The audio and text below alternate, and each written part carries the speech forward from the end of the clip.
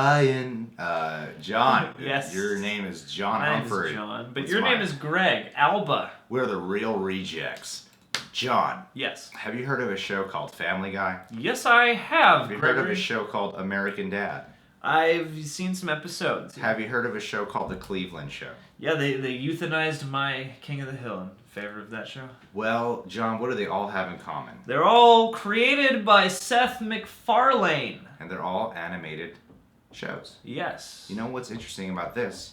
This is also created by Seth MacFarlane, but it's live action. Oh, man. And it stars none other than Patrick Warburton. Patrick Warburton? Seth MacFarlane. What? Oh, wow. Okay. I only saw a still of it, and it looked like a Star Trek kind of spoof show. Okay. And we know he loves his Star Trek and Star Wars. Let's see. And we know he loves his Cosmo show, whatever the hell that was. Yeah. Cosmo? Yeah, that like space show that he produced. What? It's like a documentary. I forgot what it was called. Oh. Cosmos. Yeah. I said Cosmo. Yeah, I thought of like an old guy. It's like, who's Cosmo? What does he want from me? Ed, have a seat. I have good news. There's a ship available, the USS Orville. Whoa. Ever since I was a kid, I have wanted to serve on an exploratory vessel. You're nobody's first choice for this job, but we have 3,000 ships to staff, and we need captains. Can I have one of these mints? Those are marbles. We're giving you one last chance. It's totally Star Trek. John Favreau? Say I am thrilled to be your new captain. I want this to be an efficient ship, but also one that you're glad to be serving on. Lieutenant Commander Bordas, your entire species is male, isn't it? That is correct, sir. Probably not a lot of arguments about leaving the toilet seat up and that kind of thing, right? Mocklins urinate only once per year. Really? I'm up 2-3 times a night. That is unfortunate. It is. Time to meet the locals. Hi, I'm Captain Ed Mercer. Holy crap! We don't mean your family any harm. Well, we did just shoot his dad. Aside from shooting your dad, we don't mean your family any harm. Captain, there's a message coming in from Admiral Halsey. It says that an executive officer has become available. No. Oh, crap. Sorry, man. You okay? Yeah, it's all good, man. You okay? Yeah, all good. Sorry. All right, no worries. The captain does not appear to be pleased at the arrival of his first officer. They were married. No way. You know how many times I tried to talk to you, but you weren't hearing me, or you weren't around at all, but I can't. I was the one who suggested couples counseling. The therapist was your brother-in-law. This should be a really fun trip for all of us. Perhaps we should not be talking about this. Oh, no. We're talking about this. This is a thing. You'll be delivering supplies to the science station on Epsilon 2. Thank you for coming. We need protection. Protection from what? The krill. We have figured out a way to manipulate the speed of events. So, it's an anti-banana ray. It's really interesting. We need no longer fear the banana. If it wasn't offered, What about salads? you do realize this could be used as a weapon. That's why you're here. Orders to Captain Mercer. Just detected a krill destroyer entering orbit. Yours, Jan. Laura, you want to open this jar of pickles for me? I loosened it for you. Return fire.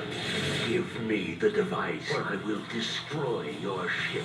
Sorry, can you move like 2 steps to your right? It's just a lot of dead space there. Just perfect. Yeah, sorry, you were just very weirdly framed. What? What is that? Is that a beer? Yeah, I'm nervous. It's a new ship. I want to make a good impression. It's 9:15 in the morning. Sorry.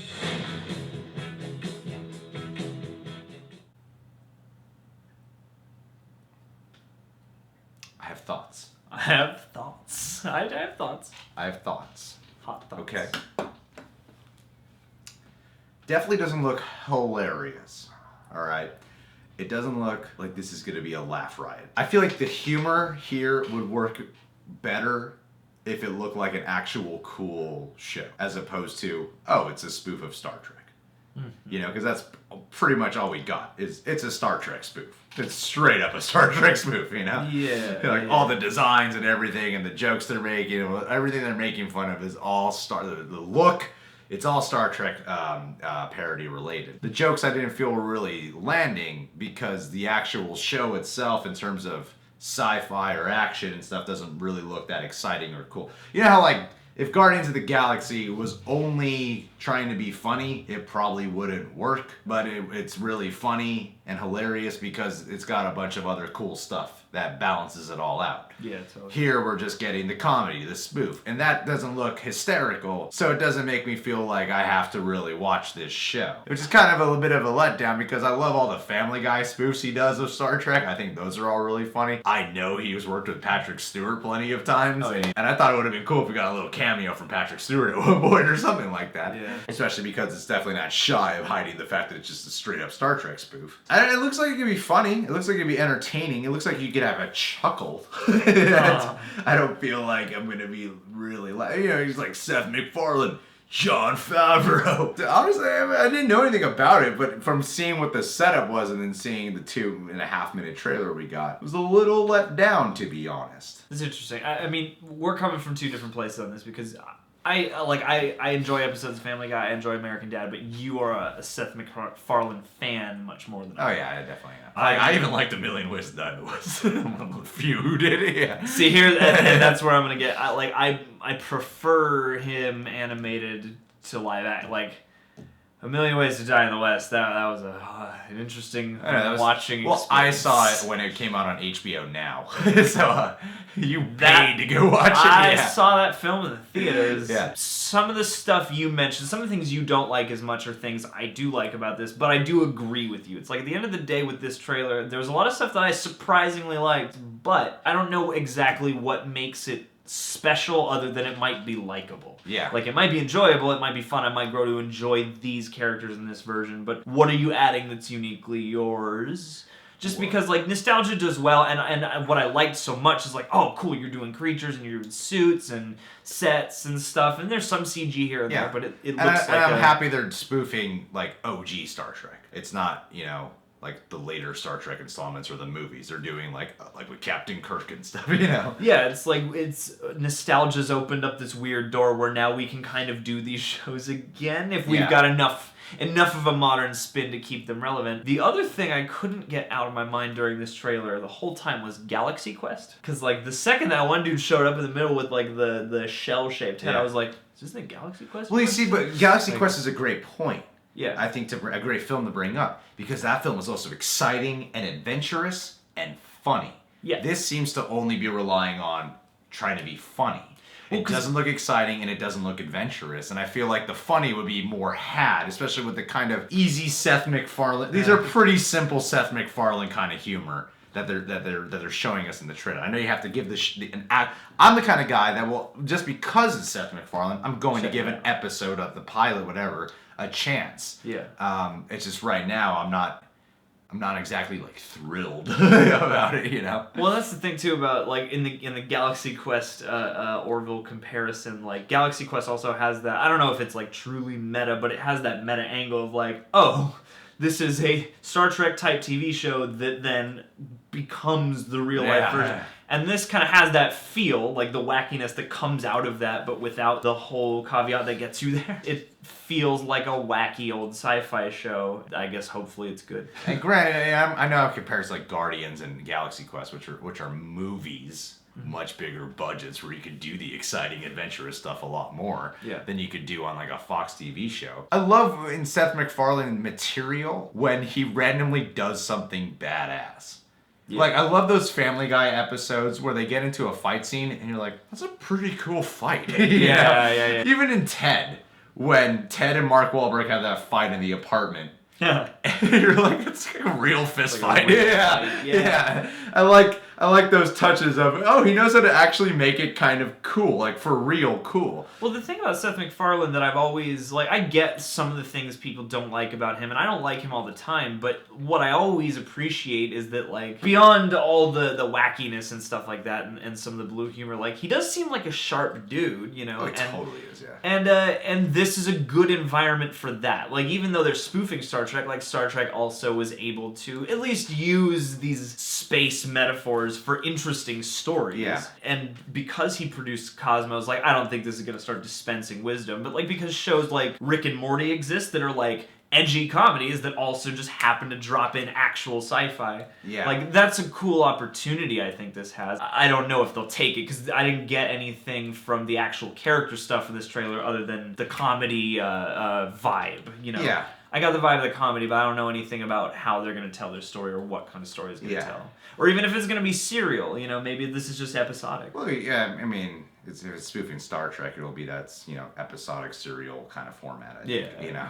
Where it's like a hybrid of that. Like a season arc, but there's also just every episode. Yeah, like there's space exploration. And also, you know, the fact that Seth MacFarlane's not directing it gives you more faith in his performance. Because I imagine with like A Million Ways to Die in the West, when you're like your first live action role and you're directing it, it's harder to do a good job in acting when it's like especially as your first time doing it. You gotta be aware of so much going on while you're in front of the camera. I imagine it'd be easier for him to just be in the scene and not worry about directing at the same time, you know? Yeah, well, and he's a good actor, I think. His voice acting is really good. He got crap for his performance in A Million Ways to Die in the West, but I felt like that doesn't mean he'd be bad if someone else was directing, you know? Well, and maybe Seth MacFarlane, the director, overindulges and doesn't know how to make himself look as good as a sharper director might. That is the other thing that, since you brought up, that I'm at least interested in about this, is to see him work with a new team. For a guy like this, you know, who I at least keep an eye on, I'm always interested to see what they'll be like with a new team of people. And that's true. Like, if he's just in the writer's room and just acting, maybe this will bring a new vibe, and his performance will be that much better. Yeah, because he's just the lead of a show, man. I mean, you gotta do a good job. I guess I just feel like if you're gonna be on TV, you gotta do something that will definitely hook people, because TV has a reputation for being great right now, as opposed to like big movies like you're more questionable about. But TV tends to do a really excellent job these days. Well, and there's so much of it, and to hear it's seems more like a long sketch. It's like I mostly liked this. Like, I enjoyed watching the trailer. What I mean, it's enjoyable. But I was like, what is gonna keep this from just being this joke forever? And I know him a little bit, and I don't know if it will be more than that joke. They spent money on this, it seems like. Because some of those effects are a lot better than I thought. They got Jon Favreau involved. Like, this should be good. Hopefully it is. It should be good. I'll check out the pilot for sure. The first couple episodes at least. The stuff that charmed me enough to be like, oh yeah, like there's some stuff I think is really cool about this. Like, just at least the attention to detail and the care, and like, this is clearly made by people who care about this. You know, so that stuff endeared me, and the fact that it wasn't as madcap about the comedy also endeared me. I like seeing him in a new pace. So there is stuff that I think do draw me in, other than just like, I'll check it out because it's him. Alright guys, well hey, still appreciate you sending that our way.